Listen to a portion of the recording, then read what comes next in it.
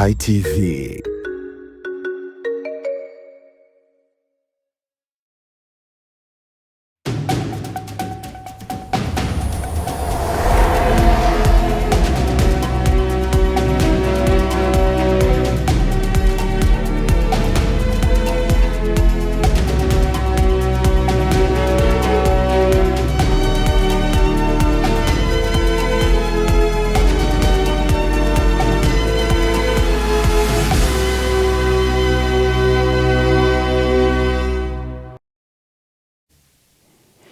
Na mkikutangazia moja kwa moja kutoka makao makuu ya nchi, hii ni Sky TV. Hujambo mtazamaji, karibu kutazama ulimwengu wa habari, na miongoni mwa habari tulizonazo usiku huu. Rais Dr. Samia Suluhu Hassan asisitiza ushirikiano kukuza uchumi wa kidigitali.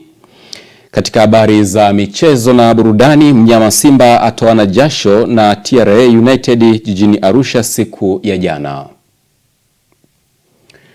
Hujambo mtazamaji popote pale unapoitazama Sky TV, karibu kutazama ulimwengu wa habari kutoka hapa Sky TV. Mimi naitwa Pius Jayunga na tuanze na habari za kitaifa. Rais wa Jamhuri ya Muungano wa Tanzania Dr. Samia Suluhu Hassan amesisitiza umuhimu wa kuimarisha ushirikiano kati ya serikali na wadau wa sekta ya mawasiliano ili kuharakisha ujenzi wa uchumi wa kidigitali jumuishi hapa nchini. Akizungumza leo katika ukumbi wa mikutano wa Jakaya Kikwete jijini Dodoma wakati wa uzinduzi wa minara ya mawasiliano, Rais Samia amesema kuwa upatikanaji wa huduma bora na nafuu za mawasiliano ni nguzo muhimu katika kufungua fursa za kiuchumi, kuongeza ajira na kuboresha utoaji wa huduma za kijamii. Ushirikiano kati ya serikali na wadau wote wa sekta ya mawasiliano ni nguzo muhimu katika kuhakikisha huduma za mawasiliano zinawafikia wananchi kwa ubora unaokidhi mahitaji ya teknolojia ya kisasa na kwa gharama nafuu. Ushirikiano huu unaweza kujenga msingi imara wa uchumi wa kidigitali katika kukuza fursa za biashara na ajira, kuboresha utoaji wa huduma za kijamii na hatimaye kuharakisha maendeleo ya taifa na ustawi wa watu wetu. Na hapa nataka nishukuru sana, nimeona huduma hizi zinazofanywa, kazi hii iliyofanywa imefikisha mawasiliano mpaka kwenye visiwa. Nilikuwa naona documentary ya UCSAF ambao walikuwa wanaonesha, na nimeona kuna kisiwa kimoja mbali huko mawasiliano yamefika, wanashukuru, biashara zinaendelea na watu wanawasiliana kufanya biashara. Hii ndio Tanzania tunayoitaka. Asanteni sana. Kwa umuhimu huo, naomba kuwahimiza wadau wote kuendelea kushirikiana na serikali katika kuendeleza ubunifu, kukuza uwekezaji na kupanua miundombinu ya mawasiliano ili kuhakikisha hakuna Mtanzania anayebaki nyuma katika safari yetu kuelekea Tanzania ya uchumi wa kidigitali na jumuishi. Kwa kufanya hivyo, tutatekeleza ipasavyo dira ya taifa ya maendeleo ya 2050 pamoja na kutekeleza ilani ya Chama cha Mapinduzi ya mwaka 2025 inayolenga kujenga uchumi shindani unaoongozwa na maarifa, teknolojia na ubunifu. Kwa muktadha huo, teknolojia ya habari na mawasiliano imekuwa sekta ya kimkakati inayochochea ukuaji wa ajira na kuongeza tija kwenye uzalishaji na kwa ujumla kuleta maendeleo ya kiuchumi na kijamii. Kufuatia uzushi unaoendelea kwa baadhi ya watu kudai kuibiwa sehemu zao za siri kwa kushikwa begani, hali inayozua taharuki na kupelekea uvunjifu wa amani, Jeshi la Polisi mkoa wa Mbeya limefanikiwa kuwakamata watuhumiwa 85 ambapo watatu kati yao wamefikishwa mahakamani na kuhukumiwa kifungo cha miezi 6 jela. Kamanda wa polisi mkoa wa Mbeya, kamishna msaidizi mwandamizi wa polisi Benjamin Kuzaga amesema hukumu hiyo imekuja mara baada ya watu hao kutoa taarifa za uongo kwamba wamepotelewa sehemu zao za siri. Tarehe 9 mwezi wa 4 mwaka 2026, watuhumiwa watatu ambao sasa ni Onia Bahati Sanga mwenye umri wa miaka 20, huyu ni mkazi wa Ntokela, na Legani Joshua Kaseke naye ana umri wa miaka 20, naye ni mkazi wa Uyole, hao walifikishwa katika mahakama ya mwanzo wilaya ya Rungwe. Mtuhumiwa mwingine Hashim William Mwanasenga mwenye umri wa miaka 29, huyu mkazi wa Mahangu, naye alifikishwa katika mahakama ya mwanzo Irongo wilaya ya Mbalali, naye aliweza kutiwa hatiani. Kwa hiyo watuhumiwa wote watatu kwa pamoja katika mahakama mbili tofauti wameweza kutiwa hatiani kwa kutumikia kifungo cha miezi 6 kila mmoja kwa kosa la kutoa taarifa za uongo kwamba walipotelewa sehemu zao za siri. Aidha, katika kukemea vitendo hivyo, Jeshi la Polisi mkoa wa Mbeya limetoa wito kwa wananchi wanaotoa taarifa za uongo, huku wakitoa onyo kali kwa wale wanaosambaza taarifa hizo kwenye mitandao ya kijamii. Jeshi la Polisi mkoa wa Mbeya linatoa wito kwa baadhi ya watu wanaozua taharuki na kutoa taarifa za uzushi au za uongo zinazosababisha vitendo vya uvunjifu wa amani kuacha mara moja. Aidha, Jeshi la Polisi mkoa wa Mbeya linakemea na kutoa onyo kali kwa wale wote ambao wanaandaa maudhui ya uongo na kusambaza kwenye mitandao ya kijamii kuacha mara moja, kwani hatua za kisheria dhidi yao zitachukuliwa na watafikishwa mahakamani. Nikiripoti kutoka mkoani Mbeya, Upendo Kibetile, Sky TV. Wadau wa usalama barabarani wilayani Momba katika mji wa Tunduma wamekabidhi gari kwa Jeshi la Polisi kitengo cha usalama barabarani mkoa wa Songwe kwa lengo la kuwasaidia katika utekelezaji wa majukumu yao ya kila siku, hususan kudhibiti na kuimarisha usalama barabarani katika eneo la mpaka wa Tunduma.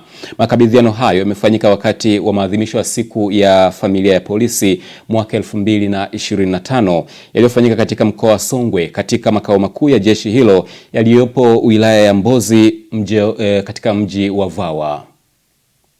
Wakizungumza mara baada ya kukabidhi gari hilo, wadau hao wameeleza kuwa uamuzi huo wa kutoa msaada umetokana na uhitaji mkubwa wa usafiri kwa askari wa usalama barabarani ili kuwasaidia kukabiliana na changamoto ya msongamano wa magari katika mji wa Tunduma ambao ni lango muhimu la kibiashara mpakani. Shida na changamoto iliyokuwepo wilaya yetu ya Momba hususan Tunduma ni foleni ya magari. Pale Tunduma tuna gari moja na hiyo gari moja haitoshelezi ya usalama barabarani, ikishuka chini kuanzia maeneo ya Mizani kupandisha mpaka kule juu ambapo tunapaita pale wanapogeuzia magari roundabout ya kule juu kabisa. Kwa hiyo gari moja hawezi kutosheleza. Kwa hiyo tukaona shida iliyokuwepo, tukaamua kuwaomba wadau na kuchangisha na tukapata hili gari.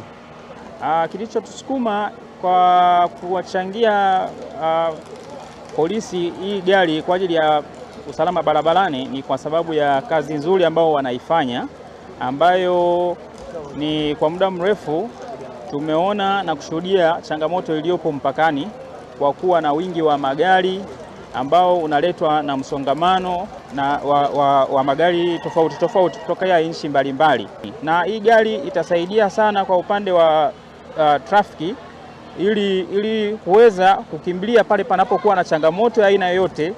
Usalama barabarani unakuwa unafika kwa wakati sahihi, kwa sababu kipindi cha kwanza kulikuwa na gari moja ambayo ilikuwa inatumika, lakini kwa kuongezewa hii gari ambapo zitakuwa gari mbili sasa, itarahisisha zaidi kazi za pale wilayani na hususani Tunduma. Kwa upande wake, kamanda wa Jeshi la Polisi mkoa wa Songwe amewashukuru wadau hao kwa mchango wao, akisema kuwa gari hilo litasaidia kuongeza ufanisi katika kazi za udhibiti wa usalama barabarani. Niwashukuru sana kwa majitoleo hayo na kuunga mkono juhudi za serikali kusaidia katika upande wa usalama barabarani.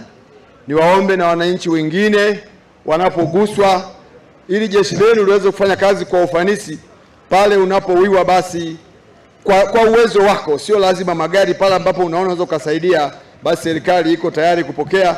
Na mimi nichukue nafasi hii kwa niaba ya mkuu wa jeshi, lakini kwa niaba ya aliyenituma leo, Mheshimiwa mkuu wa mkoa, kwamba tunaipokea gari hii kwa sababu itakuwa ni msaada kwetu kwa mkoa wa Songwe na hususani wilaya ya Momba, ambayo tutaipeleka kwa ajili ya kupunguza athari kwa vijana wetu katika kukagua foleni na msongamano wa magari pale Tunduma. Sambamba na tukio hilo, Kamanda Senga aliwatunuku vyeti vya sifa maofisa 8 wa Jeshi la Polisi mkoa wa Songwe kwa kutambua utendaji kazi wao mzuri wa kazi mwaka 2025.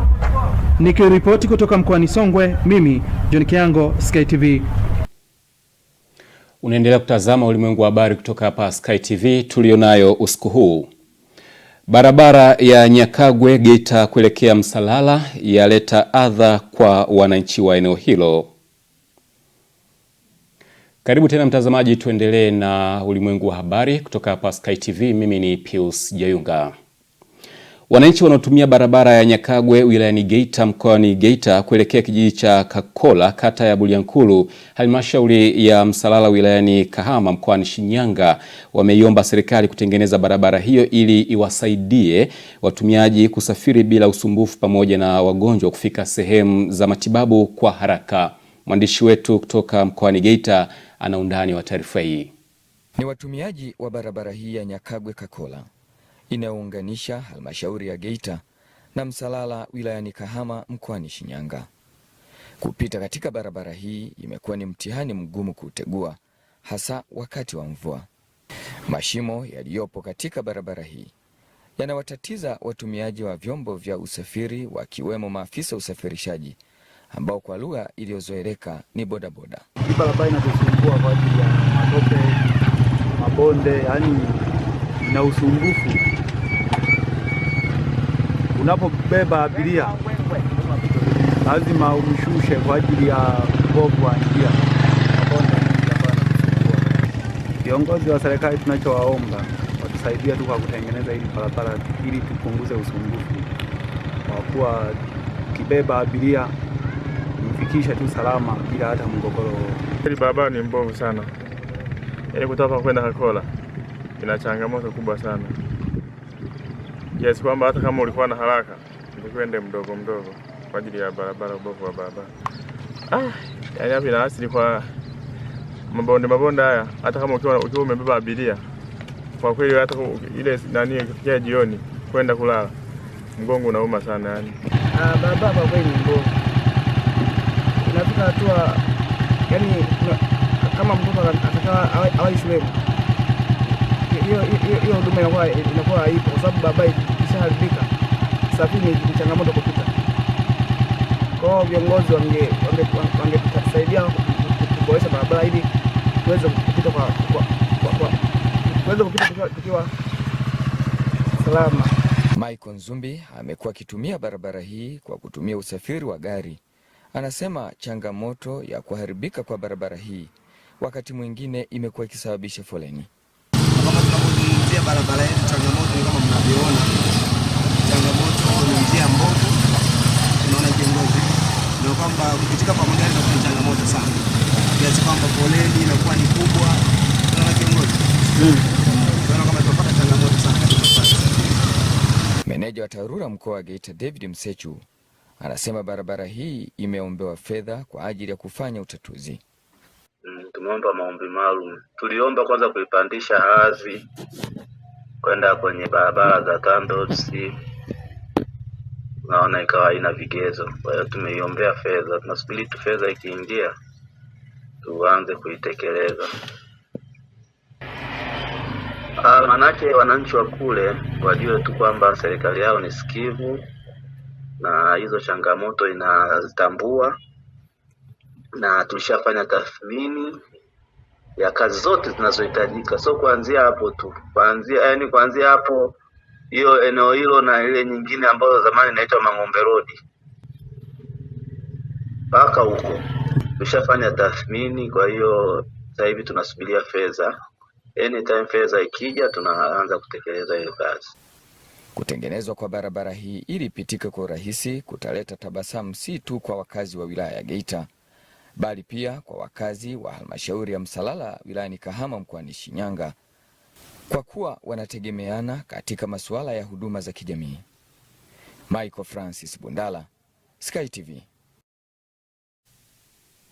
Hospitali ya kanda ya rufaa ya KCMC iliyopo mkoani Kilimanjaro imeanza ujenzi wa kituo cha umahiri cha magonjwa ya moyo ili kukabili ongezeko la wagonjwa na kupunguza uhitaji wa rufaa za nje ya nchi.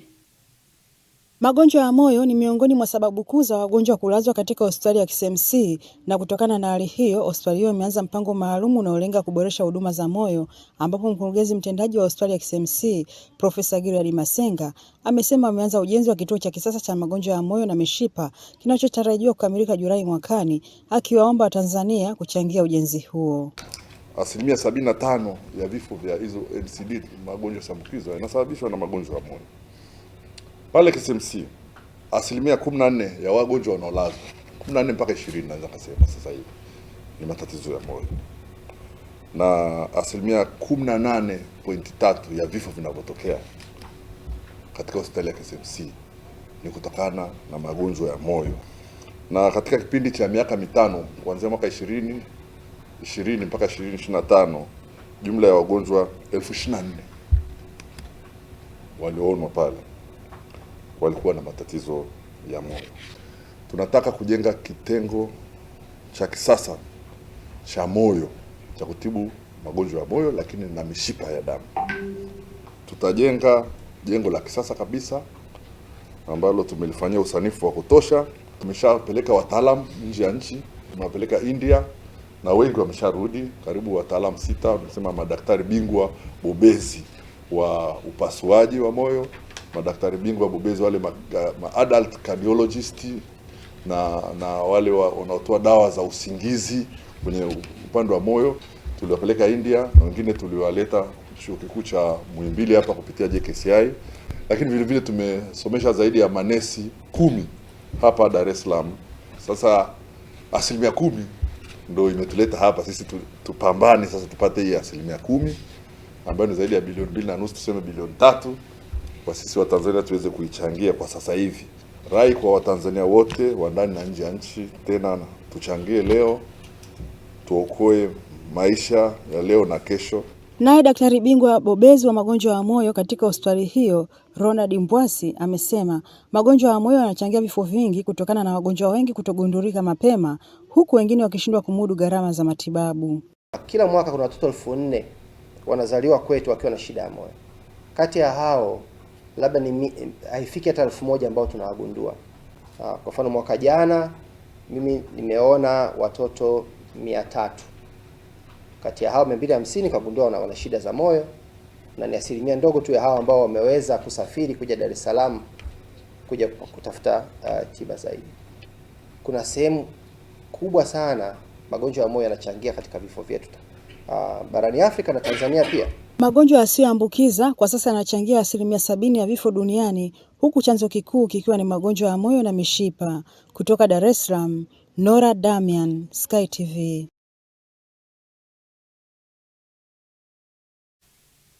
Wakazi wa vijiji vya Majojoro, Kapumpa na Mwitikio vya wilayani Sikonge mkoani Tabora umetarajia kunufaika na mradi wa utambuzi na upimaji wa maeneo ya vijiji. Mradi huo ulifanywa na Tume ya Taifa ya Mipango ya Matumizi ya Ardhi na Asasi ya Maendeleo ya Maeneo Hifadhi ya ADAP, na wanatarajia kupatiwa hati za kimila ili kutambua maeneo wanayoyamiliki. Tupate undani wa taarifa hii. Kwa kumpatia mwananchi hati miliki za kimila hizi itasaidia kutambua maeneo yapi ambayo ni tengefu na anatakiwa kulinda, na mwananchi atafanya shughuli zake kwenye maeneo ambayo amepatiwa hizo hati miliki za kimila. Lakini pia hizi hati miliki za kimila sio tu kwa sababu ya kulinda mazingira, lakini pia itamsaidia mwananchi mmoja mmoja kukua kiuchumi, kwa sababu ataweza kukopesheka kwenye taasisi za kibenki. Zoezi hili linakwenda kuondoa migogoro katika pande zote. Kwanza linaondoa migogoro kati ya mwananchi na mwananchi, kwa sababu unapomilikishwa ardhi inapoenda kupimwa lazima jirani awepo kuonyesha kweli hapa jirani yangu anaishia. Anapokuwa amemilikishwa ardhi pale, basi ni dhahiri kwamba atakuwa ameshajua mipaka yake. Katika hatua ya 5 tunaandaa mipango kina katika maeneo yale ambayo yameandaliwa mipango ya matumizi ya ardhi. ambayo hifadhi zetu ni pamoja na Kururu Magharibi na hifadhi ya Mto Rungwa. Lakini kwa kuwapatia hizi hati inasaidia sana kulinda mipaka hizo hifadhi, pia kupunguza migogoro ya ardhi inayoendelea katika kijiji chetu. Kumbe tulikuwa hatujui kwamba viwanja vyetu tunaweza tukaenda benki tukapata. Wakala wa barabara za vijijini na mijini TARURA mkoa wa Dar es Salaam imewaonya wananchi wanaokwamisha miradi ya barabara ukiwemo mradi wa maji chumvi Mazda hadi Tabata Chang'ombe ambao sasa umechelewa kukamilika hadi mwakani badala ya Agosti mwaka huu. Meneja wa TARURA mkoani humo, Mhandisi Godfrey Mkinga, amebainisha kuwa baadhi ya watu wamekuwa wakivamia hifadhi za barabara na kujenga kwa makusudi ili kujipatia fidia, jambo ambalo limekuwa kikwazo kikubwa kwa maendeleo ya miundombinu jijini humo. Sasa hatutaki mradi uwe na vilio, ndio maana tumesubiri, tunajaribu kuhakikiana. Tumekamilisha zoezi la uhakiki wa fidia ili mradi ulete neema baada ya kuleta vilio. Lakini kuna wengine wametokea hapa katikati wanachelewesha mradi. Tumefanya uhakiki hawakuepo, lakini wamejenga haraka usiku. Baadaye anasema mimi hapa kwangu, unataka kutoa mtu anasema huu wa kwangu, lakini uhalisia sio kwake. Ni eneo lilokuwa wazi, ni eneo la korido. Kwa hiyo nitoe rai kwa umma. Tuombe watu wote tulinde ile hifadhi ya barabara ili tunapofanya maboresho tusicheleweshe kutekeleza miradi. Eneo lile ni eneo oevu na lina changamoto kweli ya barabara. Mkandarasi yupo toka mwezi wa kwanza mwaka jana. Sasa hizi tuko mwezi wa 5 tunauendea. Lakini tumeshindwa kuanza kazi pale, tunahangaika kulipa fidia, lakini tunahangaika kulipa fidia wengine ambao wameingia juzi na kuleta malalamiko na kuionyesha kama serikali haiwasaidii au haiwasikilizi. Lakini ukweli wa mambo ni kwamba tunatetea vitu ambavyo havitujengi kama taifa. Lakini tunacheleweshana. Huyu ambaye ameingia juzi anataka alipwe leo fidia na kutoa malalamiko kama ameonewa, lakini ukweli wa mambo ni kwamba hakuwepo. Kwa hiyo tuache kushindana kupunguza ukubwa wa korido la barabara alafu baadaye kudai fidia. Tutatembea kwa kuwekea X, lakini tutapanda mawe kuonyesha mwisho, na yoyote ambaye yumo ndani ya hifadhi ya barabara ajue kwamba hapo mbele hatolipa. Tutakwenda kuanza hilo zoezi la kuwaondoa au watu na kuwekea X. Haijalishi umejenga jambo lako kwa haraka. Kumekuwa na huo uvamizi, mtu anaanza haraka. Jumamosi, Jumapili, Jumatatu kija unakuta mtu ameshapaka mpaka rangi. Alafu anasema kwake. Kwa hiyo tutaweka mawe humo, lakini pia tutaweka X ili hivi vikwazo vinapotokea sasa visitokee, ili utekelezaji wa miradi yetu tuweze kumaliza kwa haraka. Miradi hii ilipangwa kuisha kati ya mwezi huu wa 4 na mwezi wa 8. Lakini tizama sasa tunafikiria miradi kwenda kumalizika mwezi wa 10 mpaka mwezi wa 4 mwakani, kwa sababu tu hapa katikati tumepatana na changamoto ya fidia. Na taarifa yetu pa nafasi ya mapumziko mafupi, tutakaporejea tutakuwa na habari za biashara na uchumi.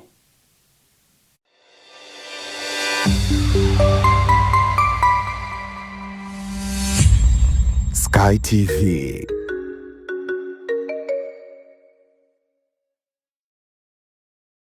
Habari, jina langu ni Sarah kutoka ZIC. Kazi yangu ni kukuongoza katika kufanya maamuzi sahihi ya kujikinga wewe na mali yako dhidi ya majanga yasiyotarajiwa kwa kupata bima kutoka ZIC. Je, unaifahamu ZIC? ZIC ni shirika la bima lililoanzishwa mwaka 1969 kutoa huduma za bima kwa wananchi, taasisi za umma na binafsi kwa lengo la kulinda uchumi wa watu binafsi na nchi yetu kwa ujumla. Lengo letu ni kuwa kampuni ya bima inayoaminika na wateja na kutambulika kote Afrika Mashariki. Dhamira yetu ni kulinda na kuwawezesha wateja wetu kwa kuwapa huduma bora na za kuaminika. Baada ya utangulizi wangu, je, ungependa kujua kuhusu huduma zetu? ZIC tunatoa huduma za bima za mali na ajali, na kati ya hizi ni bima ya magari, bima ya wizi, bima ya moto, bima ya mizigo. Je, unazijua branchi zetu? Kuhakikisha tunawafikia wateja wetu nchi nzima, tunatoa huduma zetu kupitia ofisi zetu kuu zilizopo mtaa wa Mpirani pamoja na matawi yetu yafuatayo: Amani, Marubi, Chake Chake, Dar es Salaam, Dodoma, Mwanza, Kahama, Arusha, Tanga, Mbeya na Mtwara. Unajua ni njia gani tunazotumia kuwapa wateja wetu huduma? Tunatoa huduma kupitia ofisi zetu, kupitia mawakala na madalali wa bima waliosajiliwa na Mamlaka ya Bima Tanzania, kupitia mawakala wa Bank Assurance na pia kupitia mitandao ya simu kupitia Voda Bima, na Mixx by Yas. Karibu ufurahie huduma zetu kwa masaa 24. Tunakujali. Sky TV inakukaribisha mfanyabiashara, mjasiriamali, taasisi na mashirika mbalimbali kutangaza biashara yako kwa gharama nafuu. Sky TV itafurahi kuwa sehemu ya kufanikisha ndoto yako ya kukua kibiashara. Karibu utangaze nasi ili kuwafikia wateja wengi kutoka maeneo mbalimbali ndani na nje ya nchi. Kwa maelezo zaidi, wasiliana na mkuu wa kitengo cha masoko kupitia simu namba 0673 33 61 99 au 0794 96 3336. Wakati wa kukua kibiashara, taasisi au shirika lako ni sasa. Changamkia fursa hii. Sky TV, above the limit.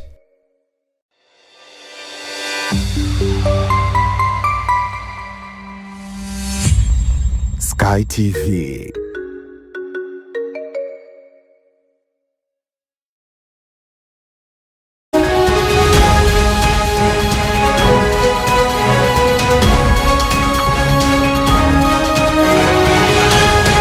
Biashara na uchumi.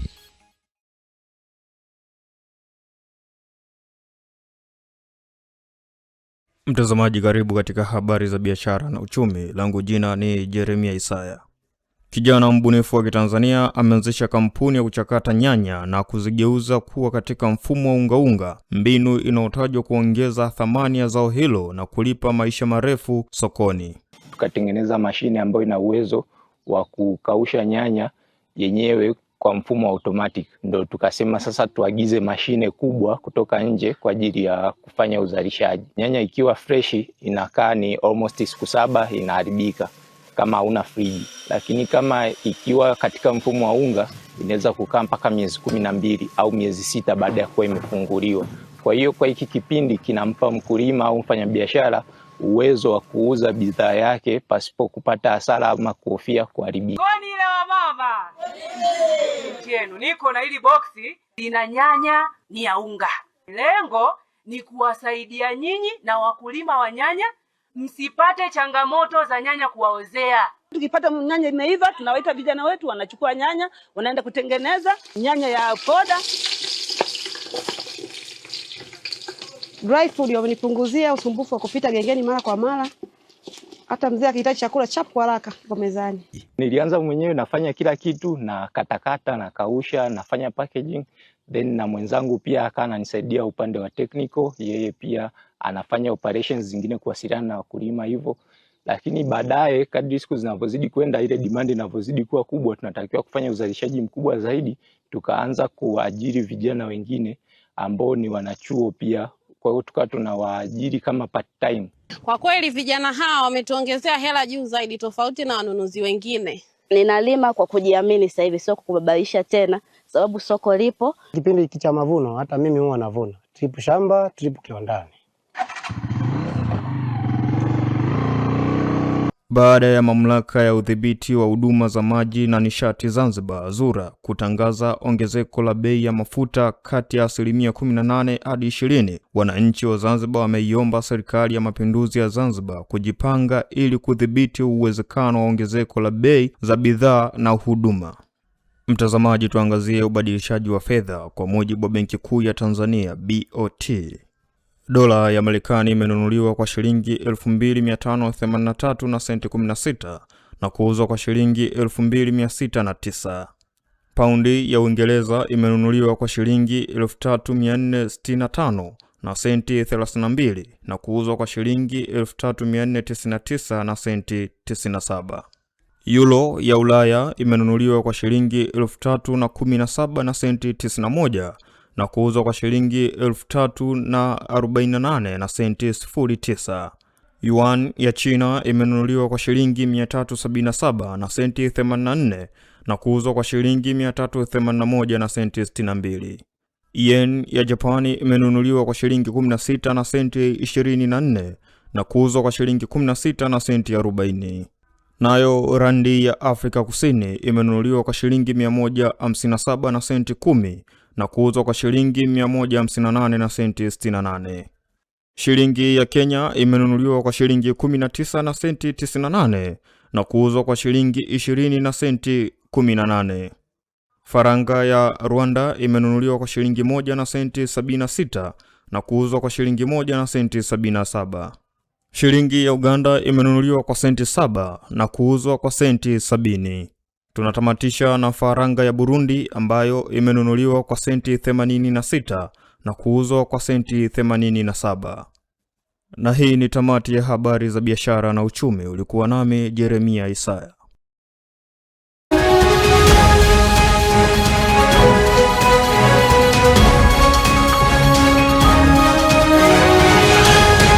Biashara na uchumi.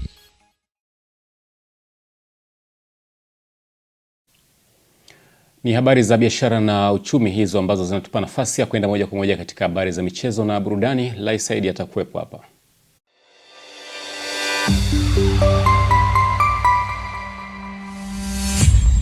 Sky TV.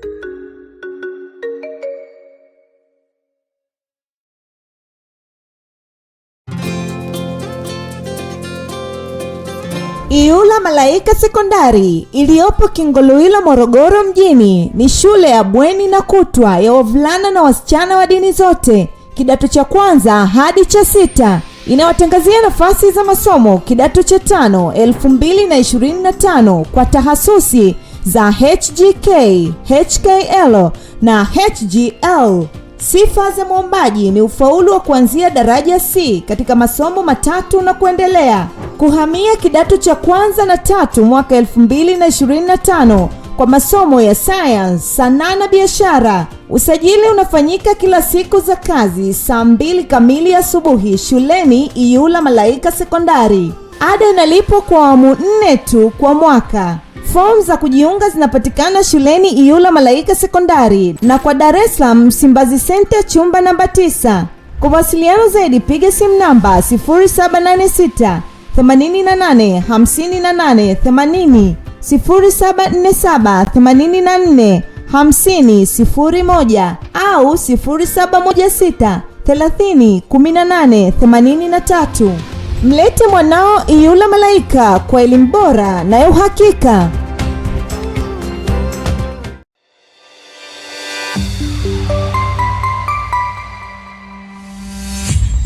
Sky TV.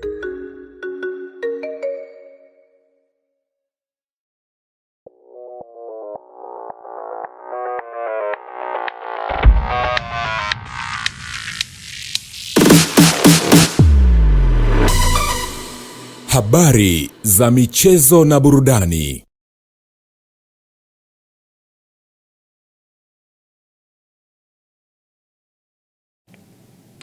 Habari za usiku huu, mtazamaji wa Ulimwengu wa Habari, karibu katika habari za michezo na burudani. Jina langu Laisaidi. Klabu ya Yanga na TMA Stars zitashuka kesho dimbani katika uwanja wa KMC Complex, uwanja ambao upo Mwenge jijini Dar es Salaam, katika mchezo wa hatua ya 16 bora ya michuano ya CRDB Federation Cup, mchezo ambao utapigwa majira ya saa 12:30 jioni. Kocha mkuu wa Yanga Pedro Goncalves amesema katika mchezo wao wa kesho dhidi ya TMA Stars, amesema kwamba kila mchezaji ambaye atapata nafasi lazima ajitume bila kujali mpinzani wa TMA. Lakini pia mchezaji ambaye wa kikosi hicho Alan Okello, yeye amesema kama wachezaji watachukulia mchezo huo kwa uzito wa mechi nyingine za tahadhari, anasema itakuwa ni kubwa kwa upande wao. Huku kwa upande wa TMA Stars, Omari Matiko yeye amezungumzia kuelekea mchezo huo, ambapo amesema wamejipanga kuhakikisha wanapata ushindi dhidi ya Yanga licha ya kwamba Yanga ni bora kuliko wao. Tomorrow we're going to face TMA, a team from the first division, and we know they are crossing also challenge times in the league. They trying to keep it alive on the Dam League. We are during crossing challenge moments in our season. I believe getting better.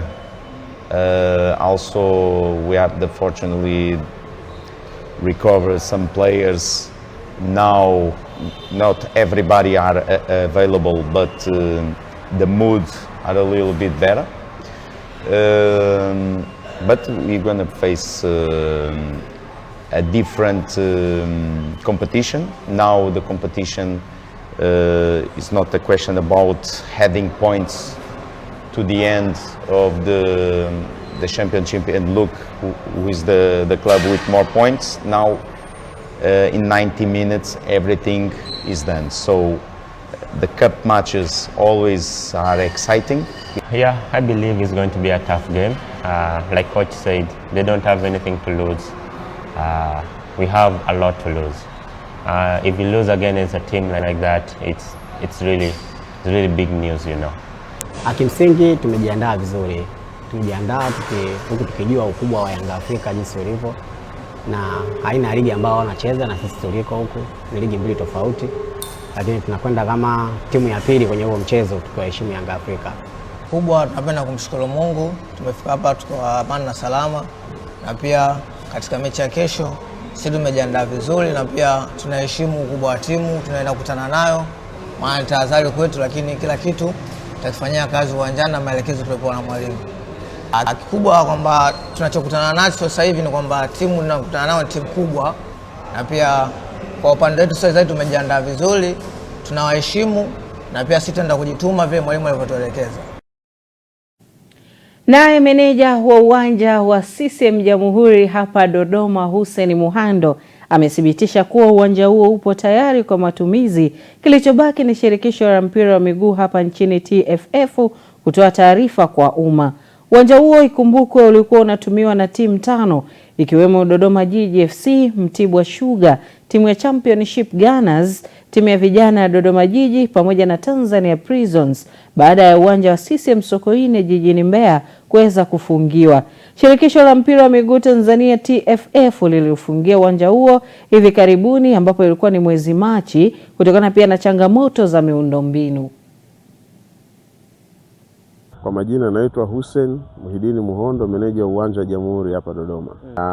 Taarifa nimezipata, uwanja umefunguliwa, marekebisho yanayohitaji tumeyafanya, kwa hiyo uwanja sasa hivi upo tayari kwa mchezo.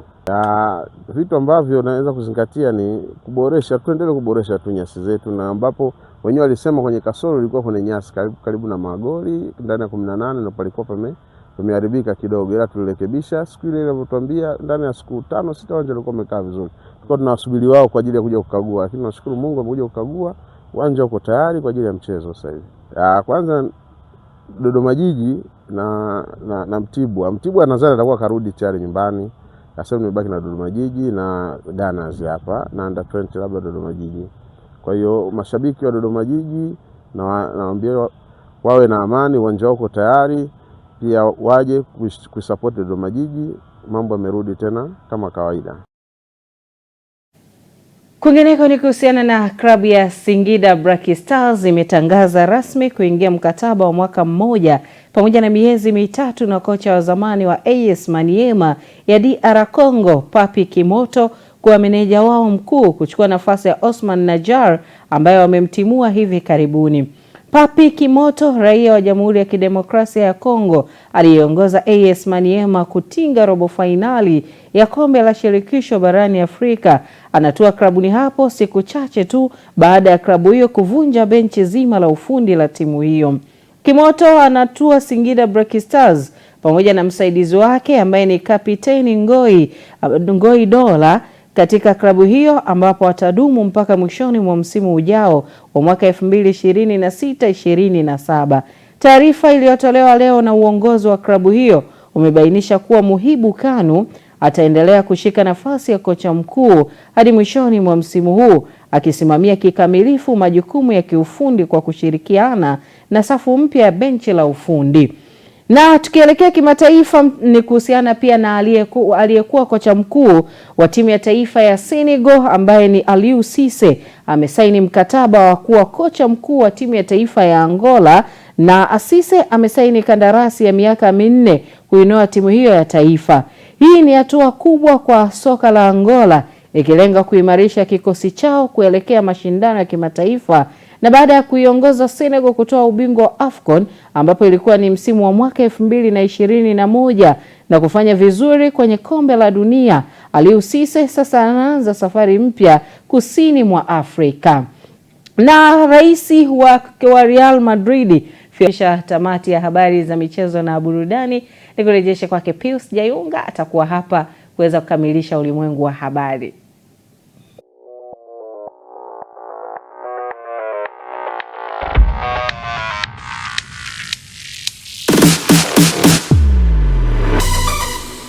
Habari za michezo na burudani.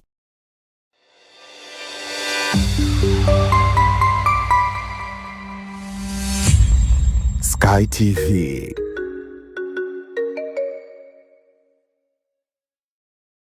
Sky TV inakukaribisha mfanyabiashara, mjasiriamali, taasisi na mashirika mbalimbali kutangaza biashara yako kwa gharama nafuu. Sky TV itafurahi kuwa sehemu ya kufanikisha ndoto yako ya kukua kibiashara. Karibu utangaze nasi ili kuwafikia wateja wengi kutoka maeneo mbalimbali ndani na nje ya nchi. Kwa maelezo zaidi, wasiliana na mkuu wa kitengo cha masoko kupitia simu namba 0673 33 61 99 au 0794 96 3336. Wakati wa kukua kibiashara, taasisi au shirika lako ni sasa. Changamkia fursa hii.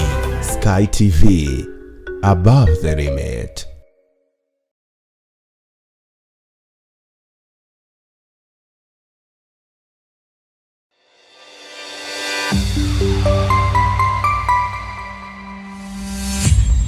Sky TV.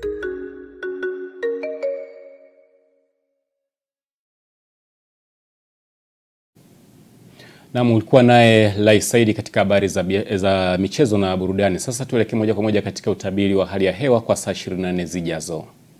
Uhali gani mpenzi mtazamaji, na karibu katika utabiri wa hali ya hewa wa saa 24 zijazo kuanzia saa 3 usiku kutoka mamlaka ya hewa. Jina langu ni Ramadhani Omari. Mifumo anga inaendelea kuonyesha viashiria vya mvua katika baadhi ya maeneo hapa nchini, hususan yale yanayoenda juu kaskazini mashariki, ukanda wetu wa pwani kuelekea kusini mwa nchi. Na mamlaka ya hewa inatoa tahadhari ya vipindi vya mvua kubwa katika baadhi ya maeneo ya mikoa ya Arusha, Kilimanjaro, Manyara, Tanga, Dar es Salaam, Pwani, Lindi, Mtwara pamoja na visiwa vya Unguja na Pemba. Hivyo ni vyema kwa wananchi wa maeneo hayo kuendelea kuchukua hatua zinazostahiki. Na kwa siku ya leo, maeneo ya pwani yetu ya kaskazini yanatarajiwa kuwa na hali ya mawingu, mvua na ngurumo za radi katika maeneo machache. Na maeneo ya nyanda juu kaskazini mashariki, mkoa wa Morogoro pamoja na pwani yetu ya kusini kunatarajiwa kuwa na hali ya mawingu kiasi, mvua katika maeneo machache. Na maeneo mengine ya nchi iliyosalia yanatarajiwa kuwa na hali ya mawingu kiasi. Na kwa siku ya kesho, maeneo ya pwani yetu ya kaskazini yanatarajiwa kuwa na hali ya mawingu, mvua na ngurumo za radi katika baadhi ya maeneo na vipindi vifupi vya jua.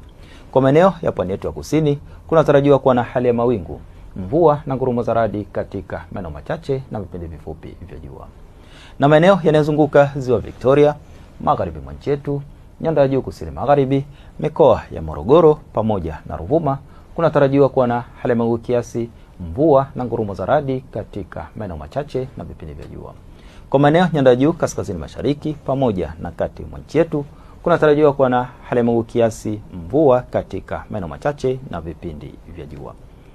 Na mifumo ya upepo inaonyesha upepo unatarajiwa kuvuma kwa kasi ya kilomita 30 kwa saa katika maeneo ya ukanda wetu wa pwani ya bahari ya Hindi pamoja na ziwa Victoria.